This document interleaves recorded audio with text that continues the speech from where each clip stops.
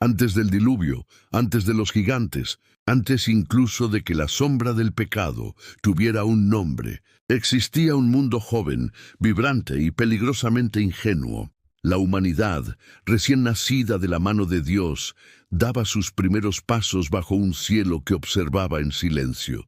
Pero, ¿quiénes eran esos observadores? ¿Acaso cree usted que conoce a todos los ángeles solo por los nombres de los grandes arcángeles guerreros? La jerarquía celestial es vasta, compleja, y en ella existía una clase de seres cuya única y sagrada misión era simplemente observar. Eran conocidos como los vigilantes. Imagine a 200 seres de pura luz y lógica, estacionados en las cumbres de las montañas más altas de la tierra, como centinelas silenciosos en la frontera entre el cielo y el mundo mortal. Su existencia no era de pasión ni de gloria, sino de una perfección fría y matemática. Eran la conciencia del universo, los ojos de Dios, encargados de catalogar cada hoja que caía, cada río que corría, cada suspiro de la joven creación. No sentían amor, ni odio, ni alegría, ni tristeza. Su esencia era el deber y su paz, el orden inmutable del cosmos. Al frente de ellos estaba Semjasa, el más brillante, el más poderoso, el más perfecto de los vigilantes. Su mente era un mapa estelar de una claridad absoluta. Él no solo observaba a la humanidad, la comprendía los patrones de su migración, la lógica de su lenguaje naciente, la matemática detrás de su crecimiento. Para él, la humanidad era la más fascinante de las ecuaciones, una variable compleja en la perfecta creación de Dios. Y durante eras, eso fue suficiente. Pero la creación es terca, está llena de una belleza que desafía la lógica, de una magia que no puede ser catalogada. Y Semjasa, el ser del orden perfecto, comenzó a notar las anomalías. Empezó a notar los colores que no servían a ningún propósito, salvo el de ser hermosos. Empezó a oír sonidos que no eran comunicación, sino canción. Y empezó a sentir, a través de su observación lejana, el eco de algo que él nunca podría comprender: la emoción. Los textos sagrados, como el misterioso libro de Enoc, nos dan un destello, un eco de esta tragedia. Nos dicen lo que pasó, pero no nos dicen por qué. Para entender el corazón de estos seres celestiales, debemos atrevernos a imaginar lo que pudo haber ocurrido en el silencio entre los versículos. Esta es nuestra crónica, nuestra exploración de esa frontera entre la historia sagrada y el misterio eterno. Y es un misterio que desentrañaremos juntos. Si desea seguir descubriendo estas crónicas y mantenerse conectado con las grandes historias que nos acercan a lo divino, le invitamos a unirse a nuestra comunidad, suscribiéndose al canal. Su viaje a través de los secretos antiguos comienza ahora. La ecuación de la humanidad estaba empezando a fallar en la mente de Semjasa. Sus acciones ya no eran predecibles. Él observaba a un hombre y a una mujer sentados junto a un río, y no veía solo un acto de procreación o de descanso. Veía sus miradas, la forma en que sus manos se encontraban, y sentía una energía, una resonancia que su mente lógica no podía procesar. Oía sus risas, un sonido que no transmitía ninguna información lógica, pero que parecía contener una alegría que hacía vibrar el aire mismo. Y después vio el dolor. Vio al primer hijo llorar sobre el cuerpo inerte de su madre anciana. Vio a una comunidad entera reunirse, no por necesidad de supervivencia, sino para compartir un dolor silencioso.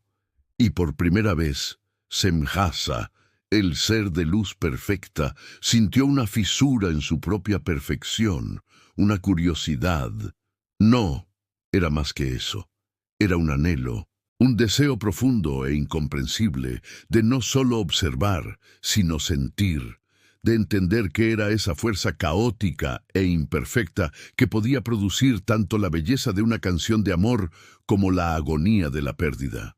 La humanidad se convirtió en un canto de sirena para un ser que solo conocía el silencio matemático de las esferas celestes. Y él comenzó a odiar su propia perfección, su propia distancia. La montaña en la que estaba ya no era un puesto de observación privilegiado. Se convirtió en el pretil de una prisión. Era un espectador mirando un escenario lleno de vida, muriendo de ganas de saltar y ser parte de la obra. Su vigilia eterna se convirtió en una tortura, y la semilla de una rebelión, nacida no del orgullo, sino de un amor distorsionado y de una curiosidad prohibida, comenzó a germinar en el corazón del más perfecto de los ángeles centinelas. ¿Cómo se corrompe a un ser perfecto? No se le tienta con el mal, pues su naturaleza lo rechazaría. No se le ofrece poder, pues ya conoce la gloria de lo divino. No. A un ser de orden absoluto se le seduce con la única cosa que no puede comprender ni poseer, el caos hermoso de la imperfección. Para Semjasa, la humanidad dejó de ser una ecuación y se convirtió en una sinfonía, una canción tan embriagadora y peligrosa que amenazaba con despojarlo de su propia santidad. Comenzó a enfocar su atención. Ya no observaba a la humanidad como una especie, sino que se centraba en individuos, en familias, en pequeñas tribus que vivían en las faldas de su montaña. Y a través de sus ojos inmortales, que podían ver el más mínimo detalle a leguas de distancia, se convirtió en un espectador secreto de la gran obra del corazón humano. Vio el primer amor, vio a un joven cazador que, en lugar de llevar su presa a la hoguera común, la dejaba en secreto en la entrada de la tienda de una joven. Vio a la joven descubrirla y sonreír, una sonrisa que no era de gratitud por la comida, sino algo más profundo. Vio cómo, días después, ella le ofrecía un collar hecho de conchas pulidas, un objeto inútil para la supervivencia, pero invaluable en el lenguaje silencioso que estaban creando. Semjasa, cuya existencia se basaba en el propósito y la función, quedó cautivado por la belleza de lo inútil, por la lógica ilógica del afecto. Vio el nacimiento de la creatividad. Vio a un niño pequeño, sentado junto a un arroyo, tarareando una melodía simple y repetitiva que no era imitación de ningún pájaro, sino una creación surgida de la nada de su propia imaginación. Vio a una mujer mayor, con las manos ya torpes por la edad, trazar la silueta de un animal en la pared de una cueva con un trozo de carbón. No era para la caza, no era para la guerra. Era para recordar, para capturar un instante, para un ser eterno como Semjasa, que vivía en un presente perpetuo. Esta obsesión humana con el pasado y el futuro, con dejar una marca de su breve existencia, era un misterio fascinante. Pero lo que más lo cautivó, lo que rompió la última barrera de su fría perfección, fue la forma en que los humanos enfrentaban su propia fragilidad. Vio la enfermedad, el dolor, la muerte, y vio lo que venía después. Vio a toda una tribu guardar silencio mientras un padre enterraba a su pequeño hijo. Vio las lágrimas, un concepto ajeno a los ángeles. ¿Por qué el cuerpo producía agua salada en respuesta a una pérdida? No tenía sentido lógico, pero lo que vio después lo desconcertó aún más. Vio a la comunidad rodear al padre en duelo, no con palabras, sino con su presencia. Vio cómo le llevaban comida, cómo cuidaban de su rebaño mientras él se sumía en su dolor. Y Semjasa entendió. Entendió que el amor humano no era solo la alegría de la unión, sino también la fuerza que surgía en la fractura, que su mortalidad, su brevedad, no era una debilidad, sino el crisol que forjaba sus lazos más fuertes. Su vida era corta, y por eso cada momento importaba. Sufrían, y por eso sabían consolar.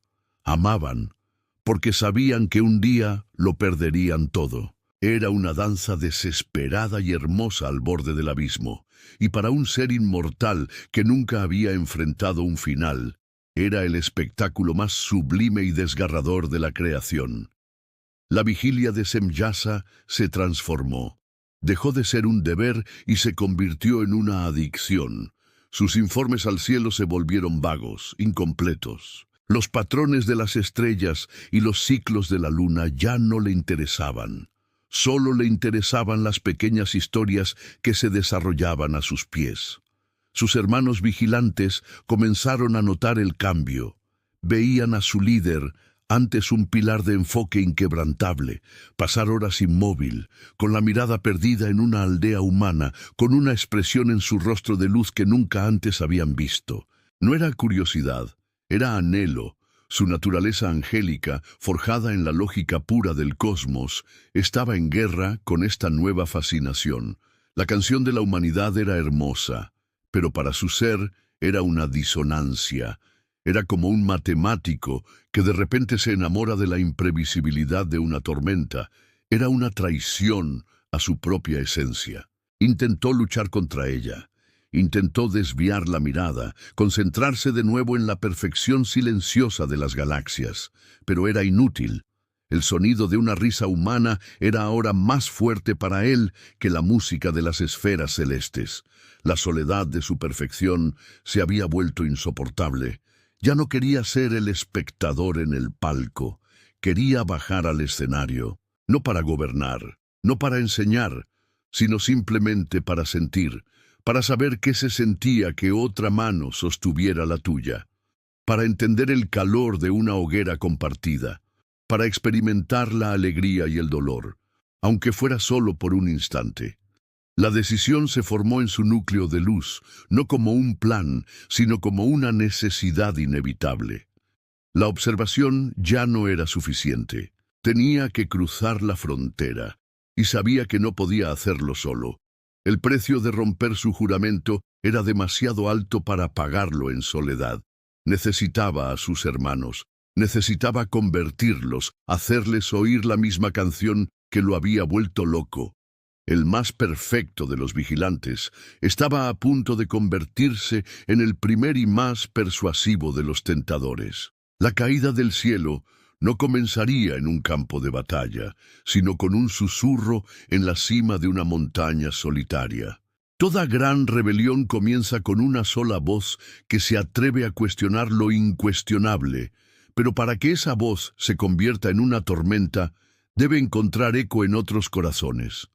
Semjasa, consumido por su anhelo prohibido, sabía que su deseo era una sentencia de muerte para su naturaleza celestial. Enfrentar esa condena en solitario era imposible. Su caída debía ser una caída compartida, un crimen cometido al unísono. Y así, el ángel que fue creado para observar en silencio, se preparó para pronunciar el discurso más persuasivo y peligroso desde el inicio de los tiempos. El lugar elegido fue el monte Hermón, un pico sagrado cuya cumbre nevada parecía perforar el velo mismo del cielo. Era ahí donde los juramentos más sagrados se hacían, y era ahí donde el juramento más sagrado de todos estaba a punto de romperse. Uno por uno, Semjasa convocó a sus 200 tenientes, los líderes de las legiones de vigilantes. Eran seres de poder y sabiduría inmensos, cada uno responsable de un aspecto de la creación. Eran sus hermanos, sus camaradas, en una eternidad de deber. Se reunieron en un círculo, sus formas de luz pura contrastando con la roca oscura de la montaña. Esperaban órdenes, informes, la lógica habitual de su líder, pero lo que recibieron fue silencio. Semjasa estaba de pie en el centro, pero su habitual aura de certeza absoluta había sido reemplazada por una tormenta de emociones que los otros ángeles apenas podían comprender. Finalmente habló, y su voz, que siempre había sido clara como un cristal, ahora estaba cargada con el peso de un anhelo milenario. «Hermanos», comenzó, «por eras hemos observado, hemos catalogado, comprendido, Hemos cumplido nuestro deber con una perfección que honra a nuestro Creador. Pero díganme, mientras observan la danza efímera de estas criaturas allá abajo, ¿sienten solo el vacío de la lógica?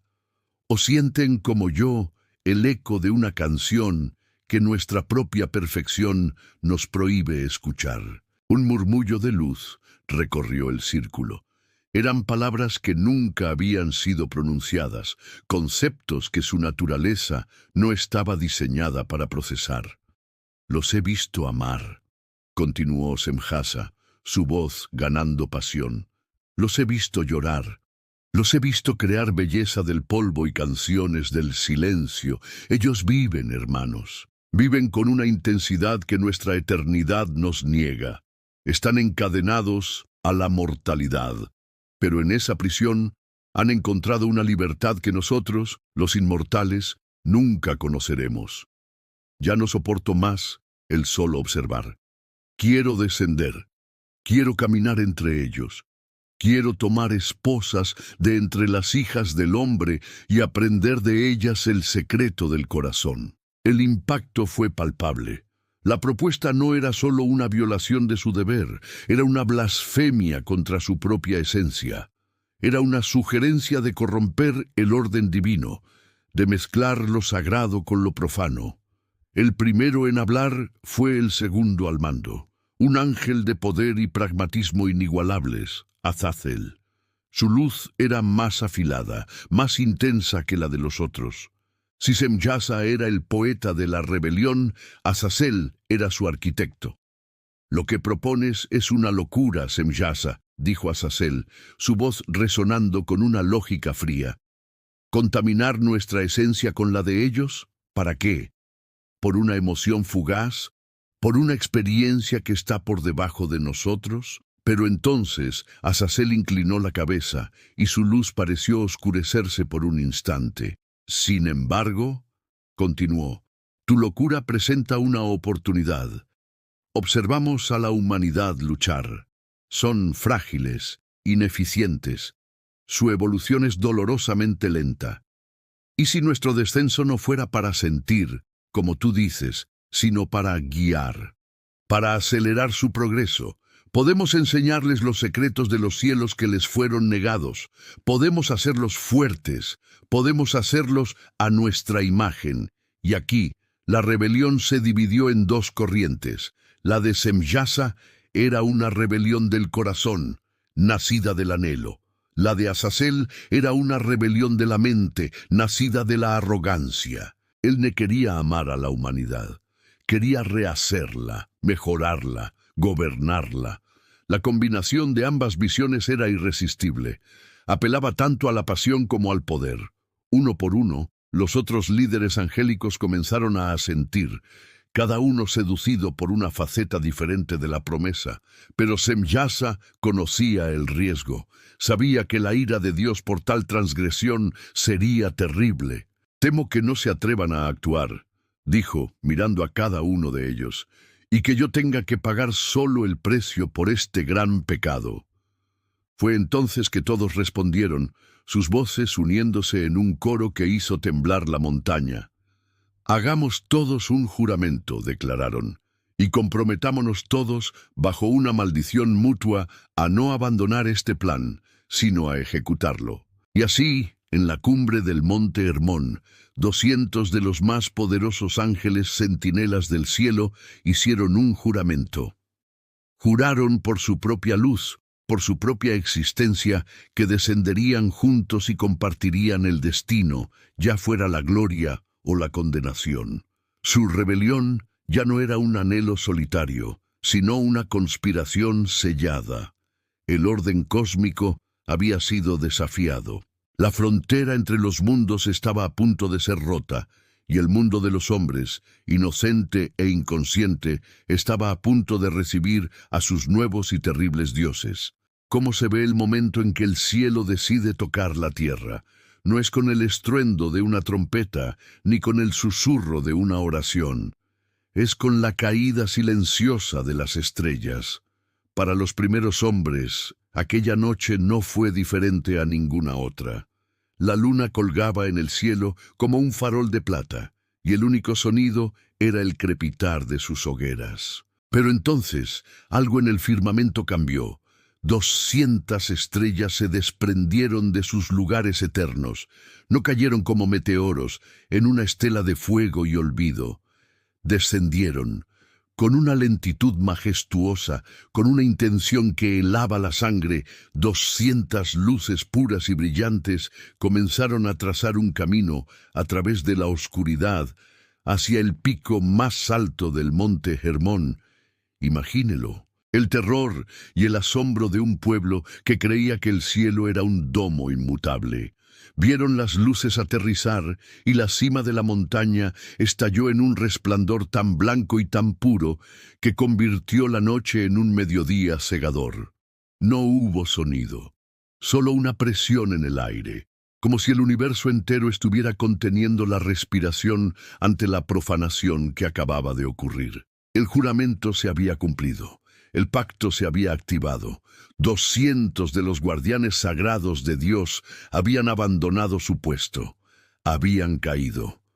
Cuando la luz amainó, las figuras descendieron de la montaña. Y lo que los humanos vieron no fueron monstruos ni demonios. Vieron la perfección, seres de una belleza tan absoluta que dolía mirarlos. Hombres altos y luminosos, con ojos que contenían la sabiduría de las galaxias y piel que parecía tejida con la luz de las estrellas. No caminaban, se deslizaban sobre la tierra sin perturbar una sola brizna de hierba. Eran la encarnación de un orden divino, y su sola presencia era una contradicción andante en el mundo caótico y mortal de los hombres. La primera reacción de la humanidad fue el miedo. Huyeron, se escondieron en sus cuevas y en la profundidad de los bosques. Pero el miedo pronto dio paso a la curiosidad, y la curiosidad a una adoración incontrolable. Porque estos seres no llegaron con espadas ni con fuego, llegaron con regalos, con sonrisas que prometían el fin del sufrimiento. Se presentaron no como ángeles caídos, sino como maestros, como guías, como dioses benevolentes que habían descendido para acelerar el torpe progreso de sus hijos predilectos. Y por un breve y deslumbrante momento en la historia de la Tierra, todo fue un paraíso, una era dorada. Los vigilantes caminaron entre los hombres y el mundo floreció bajo su tutela. Uno de ellos, llamado Baraquiel, enseñó a los hombres los secretos de las estrellas, no solo para navegar, sino para predecir las estaciones, para entender los ciclos de la siembra y la cosecha. Las hambrunas terminaron. Otro, Cocabiel, les reveló los misterios de la tierra, cómo encontrar vetas de minerales y fuentes de agua pura. Los desiertos comenzaron a florecer. Fue una época de milagros. La mortalidad humana no fue eliminada, pero su sufrimiento fue aliviado, y en el centro de todo estaba Semjasa. Él no buscaba el poder ni la adoración, buscaba la realización de su anhelo, y la encontró. Encontró a una mujer, una hija de los hombres, cuya risa, en su opinión, contenía más verdad que toda la lógica del cosmos. Y por primera vez, el vigilante perfecto experimentó el amor. No el amor divino, universal y desapegado del cielo, sino el amor humano, posesivo, celoso, desesperado y absolutamente embriagador. Sostuvo su mano y sintió el calor de su sangre mortal, un pulso frágil que para él era más milagroso que la creación de una nebulosa. En la intimidad de esa unión, Semjasa creyó que su rebelión había sido justificada. ¿Cómo podía algo que se sentía tan puro ser un pecado? Había traído el cielo a la tierra, había unido lo divino con lo mortal. Se veía a sí mismo no como un traidor, sino como un puente, el creador de una nueva forma de existencia. Sus hermanos vigilantes siguieron su ejemplo. Cada uno tomó esposas de entre las mujeres que más admiraban, y una nueva y extraña sociedad comenzó a formarse. Una sociedad de dioses inmortales viviendo en una aparente armonía. Pero ¿No es así como funcionan las mentiras más hermosas? Nos seducen con la promesa de un paraíso, ocultando el precio infernal que inevitablemente tendremos que pagar.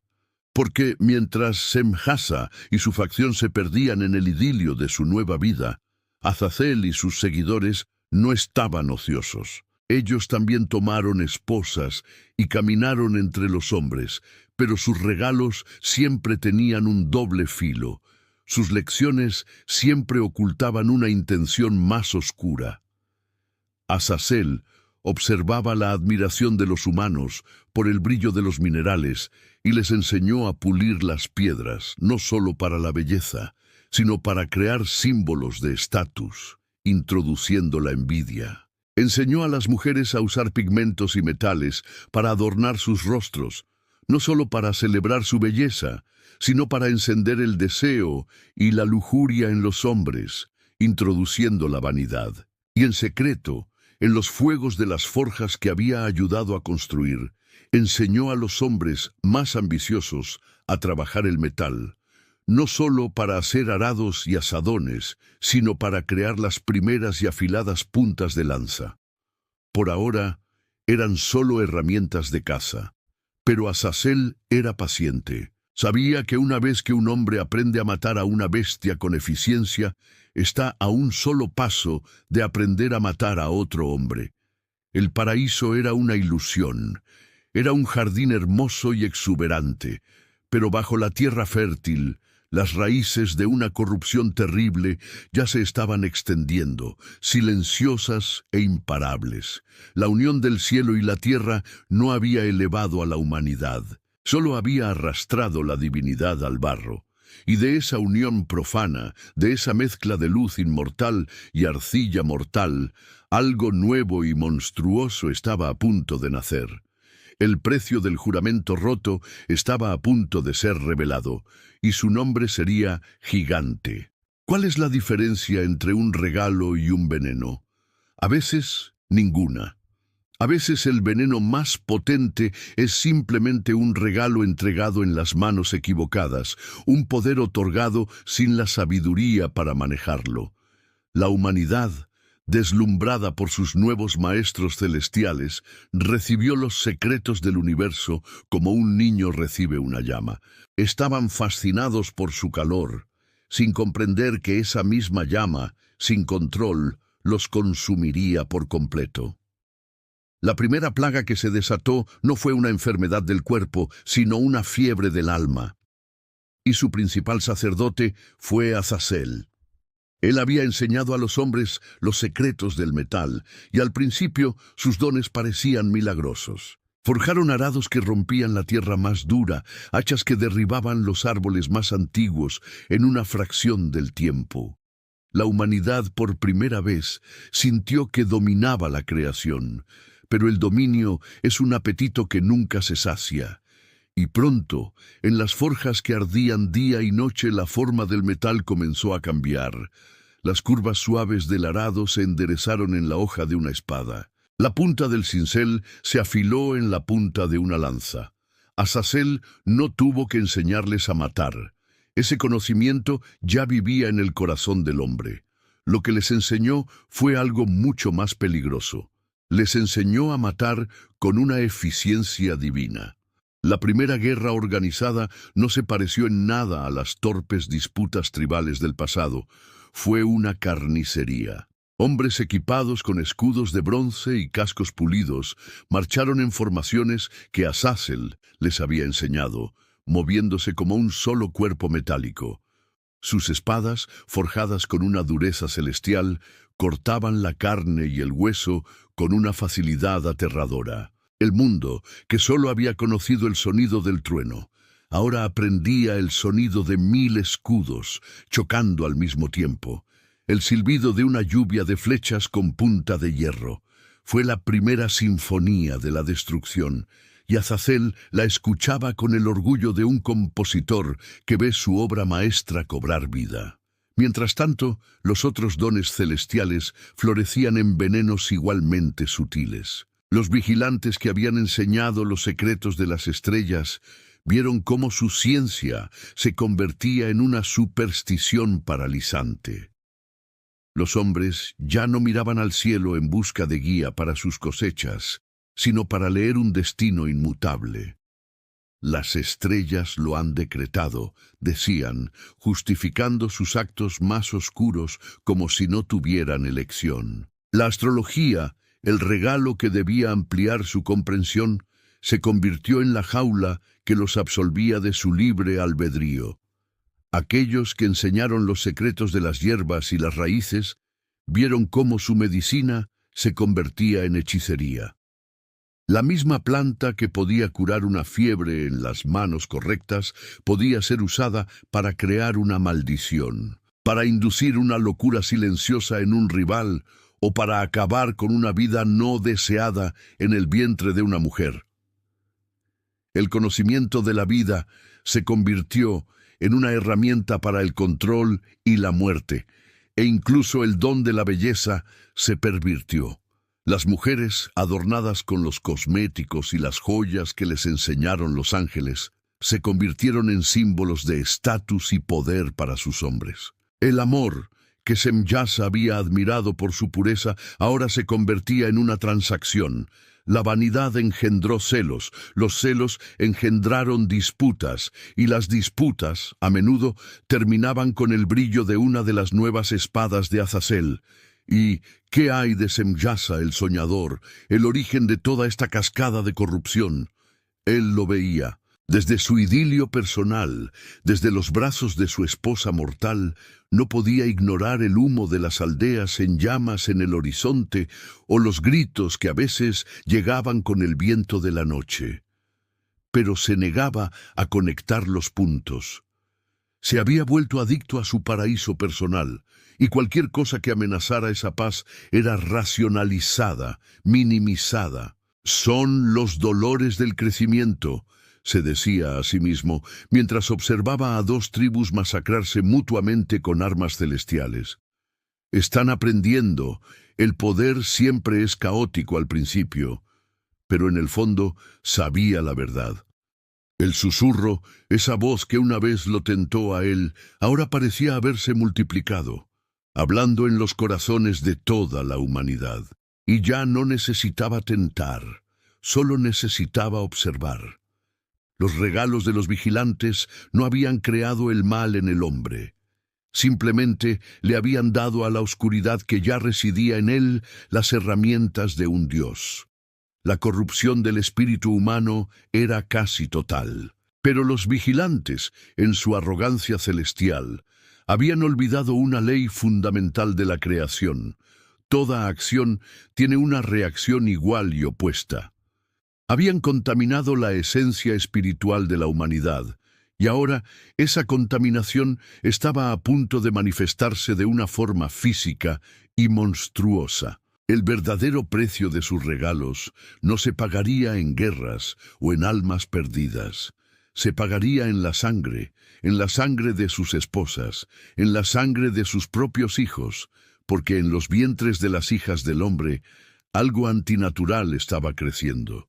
Un eco de su poder divino, mezclado con el hambre de la carne mortal. La era del hombre estaba terminando, y la era de los gigantes estaba a punto de comenzar.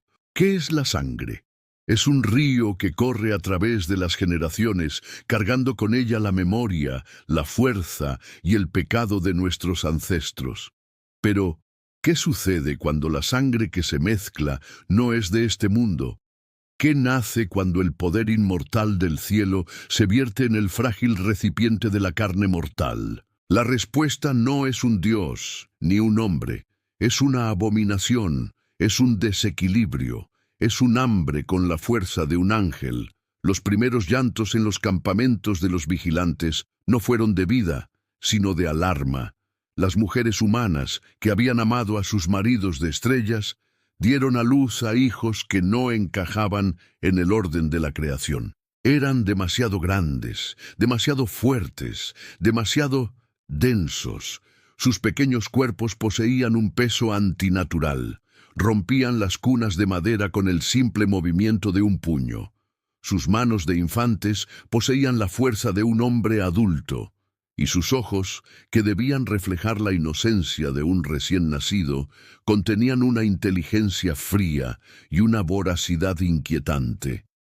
Eran una paradoja de carne y luz. Bellos, sí, con una belleza sobrehumana heredada de sus padres, pero era una belleza depredadora, como la de un lobo o un halcón. Heredaron la fuerza de sus padres, su longevidad, su imponente presencia, pero no heredaron su alma. La esencia de un ángel es un fuego eterno, un componente del gran diseño divino. La esencia de un hombre es un alma finita, pero completa. Estos niños no tenían ninguna de las dos. Eran un vacío espiritual, envuelto en un poder divino, y como todo vacío, ansiaban ser llenados. Este era el origen de su hambre, un hambre insaciable que no era solo de comida, era un hambre de existencia misma. Necesitaban consumir, devorar, absorber la vida a su alrededor para llenar el hueco aterrador que llevaban dentro. Semjasa sostuvo a su hijo por primera vez, sintió su poder, un eco del suyo propio, pero magnificado por la furia de la carne, y también sintió la ausencia, el eco de una nada aterradora donde debería haber habido un alma.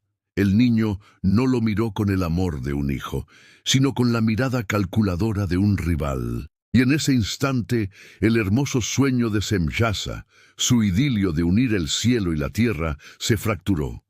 La hermosa canción de la humanidad, esa que lo había seducido, ahora tenía una nota monstruosa, un acorde disonante que amenazaba con desgarrar toda la sinfonía. Azazel, en cambio, reía. Observó a su propia progenie y vio la perfección, no la perfección de la pureza, sino la de la función.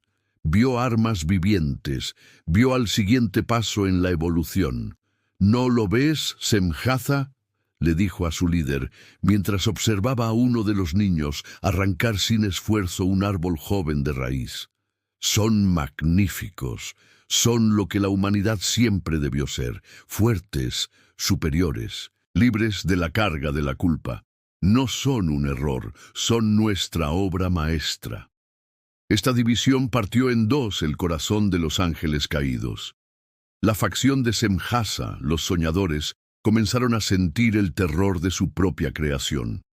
La facción de Azazel, los pragmáticos, comenzaron a ver a sus hijos como el ejército que les permitiría gobernar el mundo que habían adoptado. Y los niños crecieron.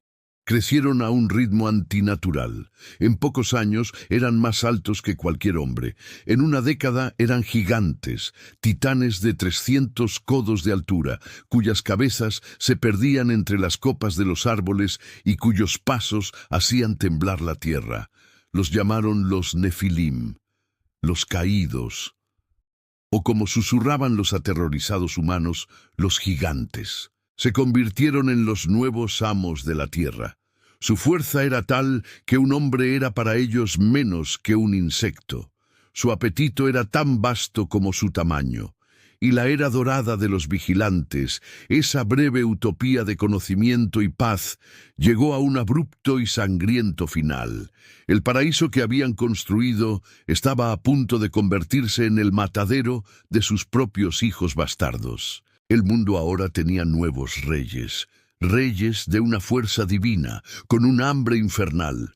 La era del hombre había terminado en silencio. La era de los gigantes estaba a punto de comenzar con un rugido que haría temblar los cimientos de la creación.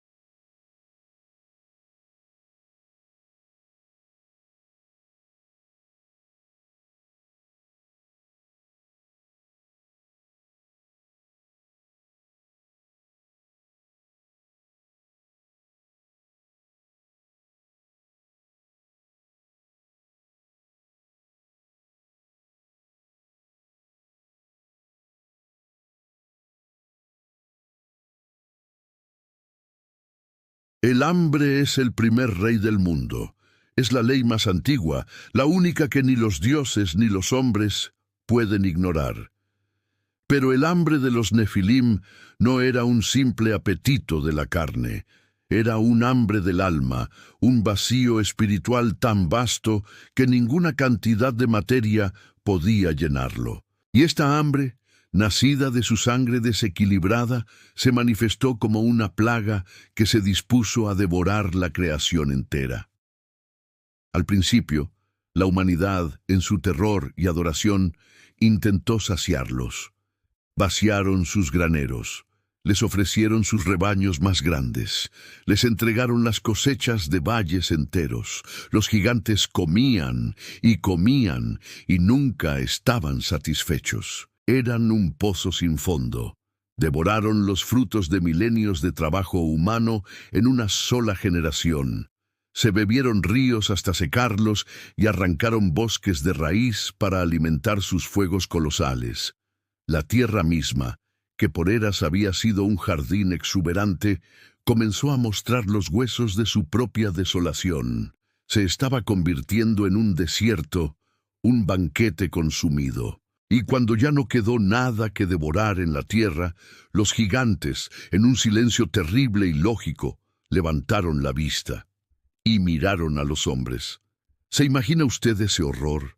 Ser el creador, el artista, el jardinero de un mundo, solo para que una nueva forma de vida, más fuerte, más grande, de repente decida que usted ya no es el amo, sino el alimento. La primera vez que un Nefilim cazó a un humano no fue un acto de guerra, fue un acto de cosecha. Para ellos no había diferencia moral entre arrancar una espiga de trigo y arrancar la vida de un hombre. Ambos eran simplemente recursos para saciar el hambre que los consumía. El mundo se transformó en una pesadilla. La humanidad, que había sido la cúspide de la creación, fue degradada a la base de la cadena alimenticia. Las aldeas se convirtieron en granjas, las familias en rebaños. Los hombres que habían aprendido de Azazel a forjar espadas para luchar entre sí, ahora descubrían la inutilidad de sus armas contra seres cuya piel era más dura que la piedra y cuya fuerza podía derribar una muralla con un solo golpe. El reinado de los reyes caníbales había comenzado. Los Nefilim, en su arrogancia, se establecieron como los nuevos y terribles dioses de la tierra. Se adornaban con el oro y la plata que los hombres extraían para ellos, construían tronos con los huesos de sus presas y gobernaban desde fortalezas toscas y ciclópeas. El mundo se dividió en dos clases, los cazadores y los cazados, y los vigilantes, sus padres, observaban desde la distancia, prisioneros de su propia y terrible creación. Y fue aquí donde la fractura entre ellos se convirtió en un abismo insalvable. El sueño de Semjasa se había hecho añicos. La hermosa canción de la humanidad se había convertido en un grito de agonía.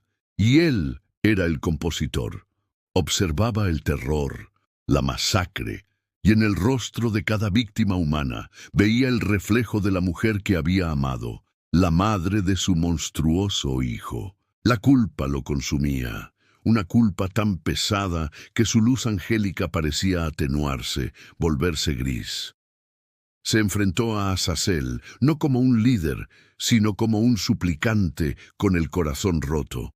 «Mira lo que hemos hecho, Azazel», gritó, su voz llena de una angustia que nunca antes había conocido. «Esto no es guía, es aniquilación. Nuestros hijos son una plaga, están borrando la obra de Dios de la faz de la tierra». Azazel lo miró, y en sus ojos no había ni una pizca de remordimiento, solo una fría y brillante satisfacción. «Yo no hice nada», respondió con calma.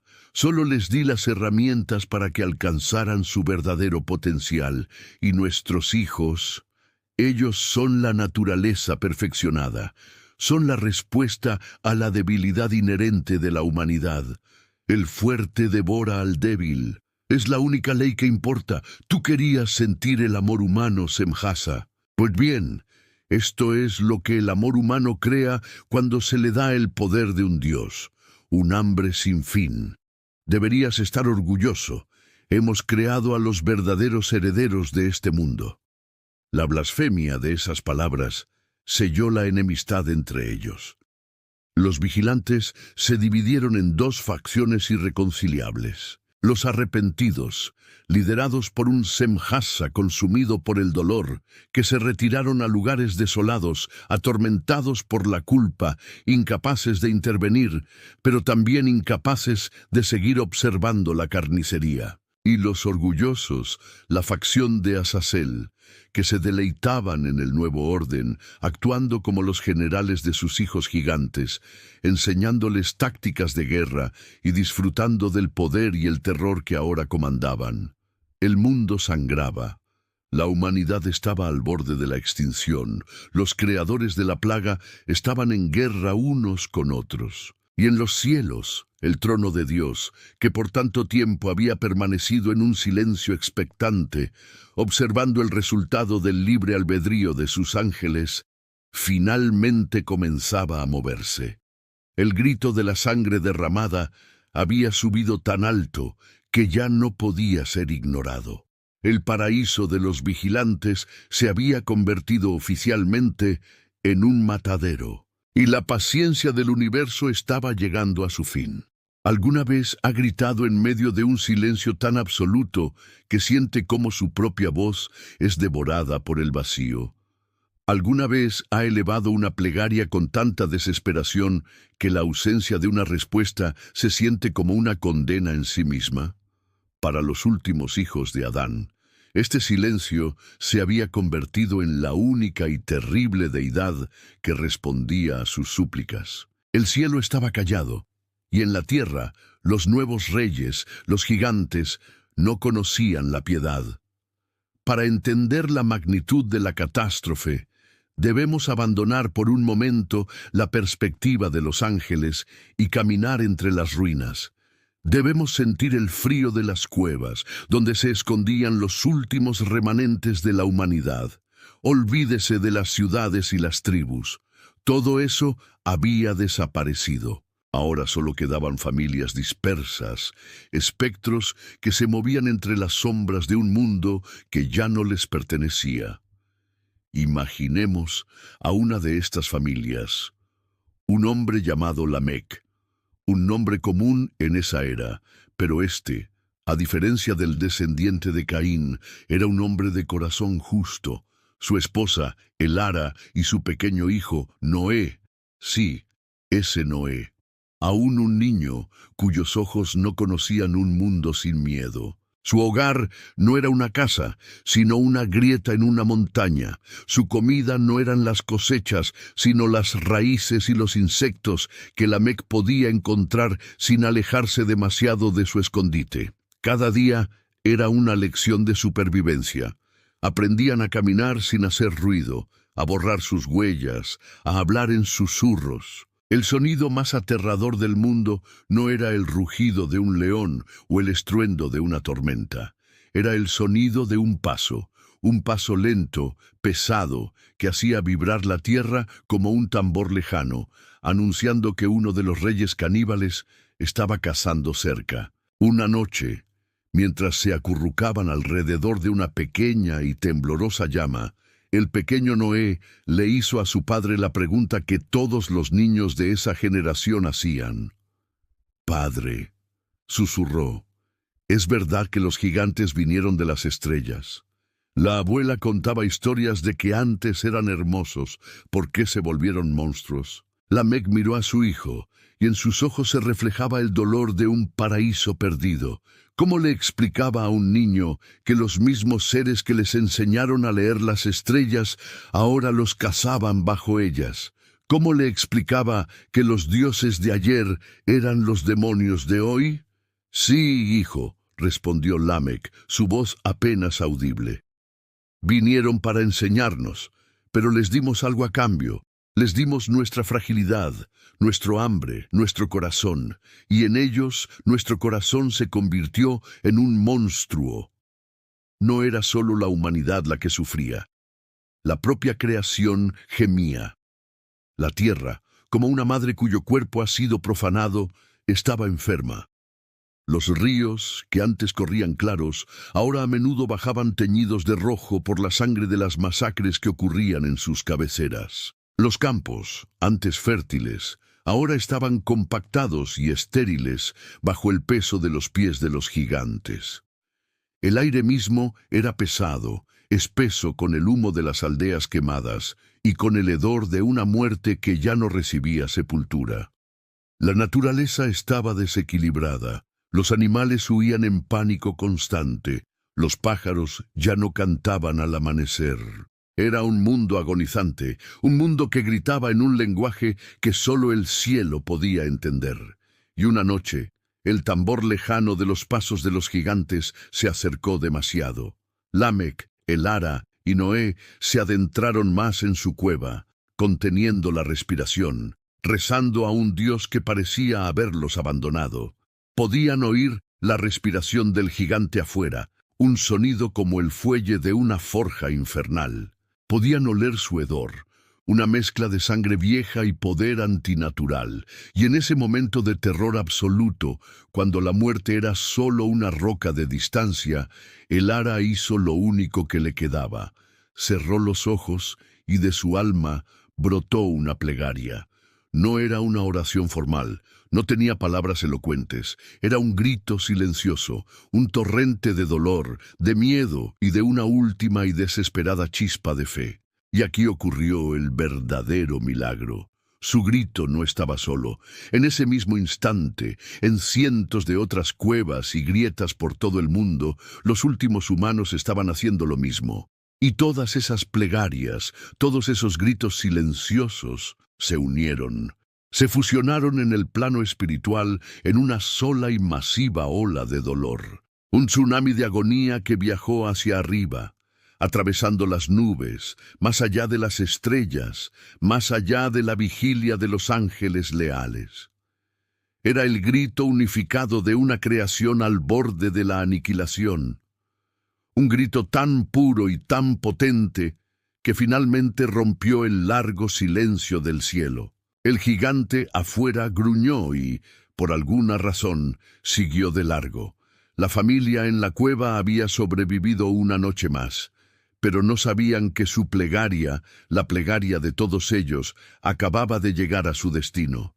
Había golpeado las puertas de la sala del trono celestial. Y en esa sala, los ojos que todo lo ven, finalmente se giraron hacia la tierra. El tiempo de la observación había terminado. El tiempo del juicio estaba a punto de comenzar. ¿Alguna vez ha gritado en medio de un silencio tan absoluto que siente cómo su propia voz es devorada por el vacío? ¿Alguna vez ha elevado una plegaria con tanta desesperación que la ausencia de una respuesta se siente como una condena en sí misma?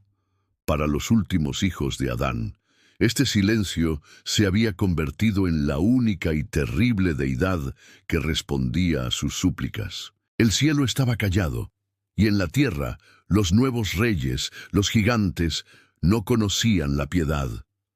Para entender la magnitud de la catástrofe, debemos abandonar por un momento la perspectiva de los ángeles y caminar entre las ruinas.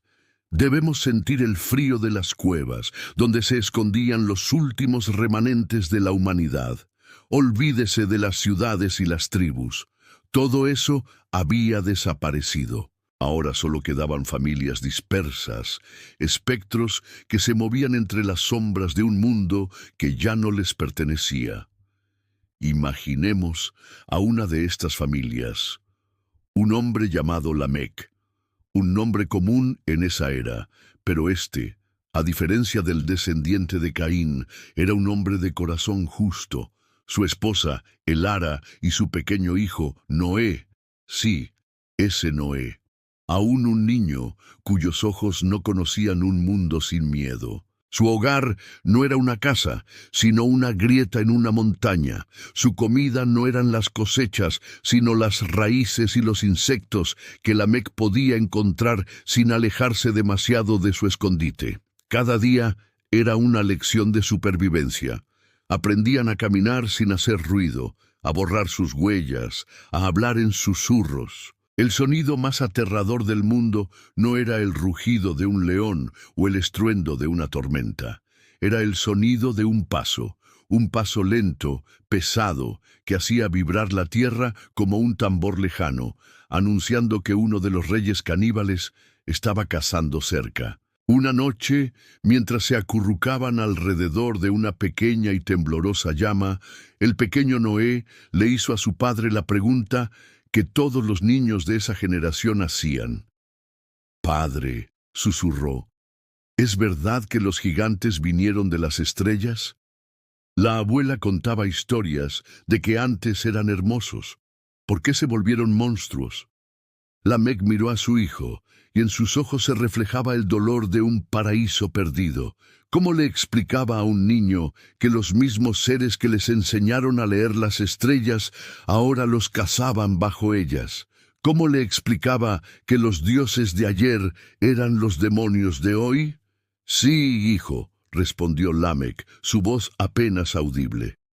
«Vinieron para enseñarnos, pero les dimos algo a cambio. Les dimos nuestra fragilidad, nuestro hambre, nuestro corazón, y en ellos nuestro corazón se convirtió en un monstruo». No era solo la humanidad la que sufría. La propia creación gemía. La tierra, como una madre cuyo cuerpo ha sido profanado, estaba enferma. Los ríos, que antes corrían claros, ahora a menudo bajaban teñidos de rojo por la sangre de las masacres que ocurrían en sus cabeceras. Los campos, antes fértiles, ahora estaban compactados y estériles bajo el peso de los pies de los gigantes. El aire mismo era pesado, espeso con el humo de las aldeas quemadas y con el hedor de una muerte que ya no recibía sepultura. La naturaleza estaba desequilibrada. Los animales huían en pánico constante. Los pájaros ya no cantaban al amanecer. Era un mundo agonizante, un mundo que gritaba en un lenguaje que solo el cielo podía entender. Y una noche, el tambor lejano de los pasos de los gigantes se acercó demasiado. Lamec, el Ara y Noé se adentraron más en su cueva, conteniendo la respiración, rezando a un Dios que parecía haberlos abandonado. Podían oír la respiración del gigante afuera, un sonido como el fuelle de una forja infernal. Podían oler su hedor, una mezcla de sangre vieja y poder antinatural, y en ese momento de terror absoluto, cuando la muerte era solo una roca de distancia, el Ara hizo lo único que le quedaba. Cerró los ojos y de su alma brotó una plegaria. No era una oración formal, no tenía palabras elocuentes, era un grito silencioso, un torrente de dolor, de miedo y de una última y desesperada chispa de fe. Y aquí ocurrió el verdadero milagro. Su grito no estaba solo. En ese mismo instante, en cientos de otras cuevas y grietas por todo el mundo, los últimos humanos estaban haciendo lo mismo. Y todas esas plegarias, todos esos gritos silenciosos, se unieron. Se fusionaron en el plano espiritual en una sola y masiva ola de dolor. Un tsunami de agonía que viajó hacia arriba, atravesando las nubes, más allá de las estrellas, más allá de la vigilia de los ángeles leales. Era el grito unificado de una creación al borde de la aniquilación. Un grito tan puro y tan potente que finalmente rompió el largo silencio del cielo. El gigante afuera gruñó y, por alguna razón, siguió de largo. La familia en la cueva había sobrevivido una noche más, pero no sabían que su plegaria, la plegaria de todos ellos, acababa de llegar a su destino. Había golpeado las puertas de la sala del trono celestial. Y en esa sala, los ojos que todo lo ven finalmente se giraron hacia la tierra. El tiempo de la observación había terminado. El tiempo del juicio estaba a punto de comenzar. El decreto fue sellado, y el cielo, que por tanto tiempo había solo observado, finalmente actuó. El descenso de los arcángeles no fue como la primera caída de los vigilantes, una lluvia de estrellas llena de una esperanza perversa. Esta fue la llegada de la retribución misma. No descendieron como dioses, sino como ejecutores. Y el mundo, que ya estaba sumergido en el terror, estaba a punto de conocer el significado de una guerra celestial. La primera misión fue la más sutil y la más cruel. Gabriel, el mensajero, cuya voz podía moldear la realidad, no descendió con una espada. Su arma fue el susurro, la misma herramienta que la oscuridad había usado para corromper. Se movió invisible entre los clanes de los Nefilim. Encontró a sus reyes más orgullosos, a sus guerreros más fuertes, y plantó en el corazón de cada uno la semilla de la paranoia. Les susurró que sus hermanos conspiraban para robarles el poder, que sus aliados codiciaban su fuerza. Y los gigantes, cuya naturaleza ya era una tormenta de orgullo y hambre, no necesitaron más. La confianza, un concepto que apenas entendían, se evaporó. El pacto de terror que los unía se hizo añicos, y entonces los reyes caníbales se volvieron unos contra otros. La batalla final de los Nefilim no fue contra los ejércitos del cielo, sino contra sí mismos. Fue una guerra civil de titanes, una orgía de autodestrucción que hizo temblar las montañas y llenó los valles de sangre profana. Gabriel observó con una tristeza infinita cómo la monstruosa creación de los vigilantes se aniquilaba a sí misma en una sinfonía de aniquilación que él mismo había orquestado. Mientras los gigantes caían, Rafael, el sanador, descendió para cumplir su más dolorosa misión: encadenar en lugar de curar. Encontró a Azazel en medio del caos, deleitándose en la destrucción. El enfrentamiento no fue largo. La fuerza de Azazel, nacida de la arrogancia y la materia, no fue rival para el poder puro de un arcángel cuya fuerza provenía del orden mismo de la creación. «Esto no es justicia», rugió Azazel, mientras las cadenas de luz celestial lo envolvían. «Es tiranía. Les dimos fuerza, les dimos conocimiento. Les diste un cuchillo y lo llamaste progreso», respondió Rafael, su voz resonando con el dolor de un médico que debe amputar una extremidad para salvar el cuerpo. «Les enseñaste a morir, no a vivir». Con un solo gesto, Rafael abrió una fisura en el desierto, un rasgón en la realidad que conducía a una oscuridad absoluta. Y Azazel, el arquitecto de la corrupción, el maestro de las artes prohibidas, fue arrojado a ese abismo, encadenado en la negrura para aguardar el juicio final. La última tarea, la más pesada, recayó en Miguel. Encontró a Semjasa y a sus seguidores arrepentidos en la cumbre del monte Hermón, el mismo lugar donde su juramento profano había sido hecho. Ellos no lucharon. Estaban sentados entre las rocas observando a sus hijos gigantes morir a la distancia, sus formas de luz manchadas por la culpa. Semjasa se levantó para encontrarse con su hermano arcángel. Su belleza se había desvanecido, reemplazada por una tristeza milenaria. «Venimos a ejecutar la sentencia», dijo Miguel, su voz firme, pero no desprovista de un dolor antiguo. «Lo sabemos», respondió Semjasa, su voz un eco roto. «Mi sueño era hermoso, Miguel. Solo quería sentir la belleza de su creación de cerca». «El amor sin sabiduría es la más peligrosa de las llamas», dijo Miguel. «Quemaste el mundo que solo querías tocar». Con un pesar que pesaba sobre toda la creación, Miguel y sus legiones apresaron a los 200 vigilantes. No con cadenas de oscuridad como a Azazel, sino con lazos de su propia luz invertida.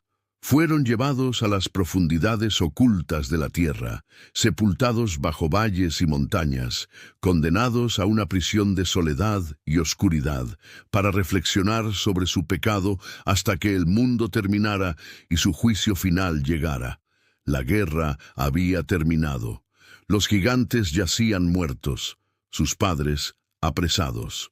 El mundo estaba en silencio, cubierto de cicatrices y de los cadáveres colosales de los Nefilim. Uriel ya había cumplido su misión. Noé, su familia y las semillas de la vida estaban a salvo dentro del arca, esperando. Pero, ¿qué sucede con el espíritu de un ser que nunca debió haber existido? El alma de un hombre va a su descanso. La esencia de un ángel regresa a su fuente. Pero los espíritus de los Nefilim, nacidos de una unión profana, no pertenecían a ninguno de los dos reinos. Eran una anomalía. Y cuando sus cuerpos de carne cayeron, sus espíritus hambrientos y poderosos fueron liberados, pero quedaron atados a la tierra, incapaces de ascender, incapaces de morir. Este quizás es el legado más terrible de los vigilantes. Estos espíritus errantes, invisibles y llenos de una amarga envidia por los vivos, se convirtieron en la fuente de los males que vendrían.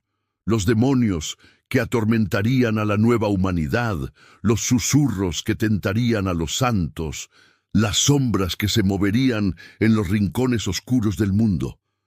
Su guerra no había terminado, solo había cambiado de campo de batalla. Y entonces, mientras el mundo yacía en silencio, una sola gota de agua cayó del cielo, y luego otra, y otra. El diluvio había comenzado.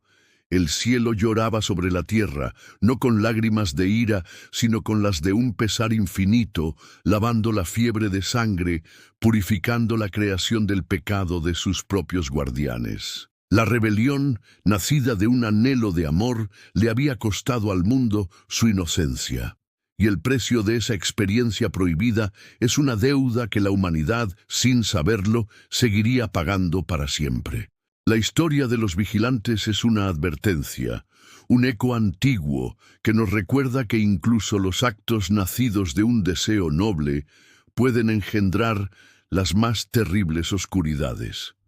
Aquí, en nuestro canal, continuaremos explorando estas crónicas olvidadas, estos capítulos secretos de la gran guerra entre la luz y las sombras. Si esta saga de amor prohibido, poder y consecuencias cósmicas resonó en tu alma, demuéstranos tu apoyo con un like. Y cuéntanos en los comentarios, ¿cuál crees que fue el verdadero pecado de los vigilantes? ¿El anhelo de sentir o la arrogancia de creerse dioses? Para no perderte el próximo capítulo en nuestra exploración de los secretos sagrados, suscríbete al canal y activa la campana. Tu viaje apenas comienza.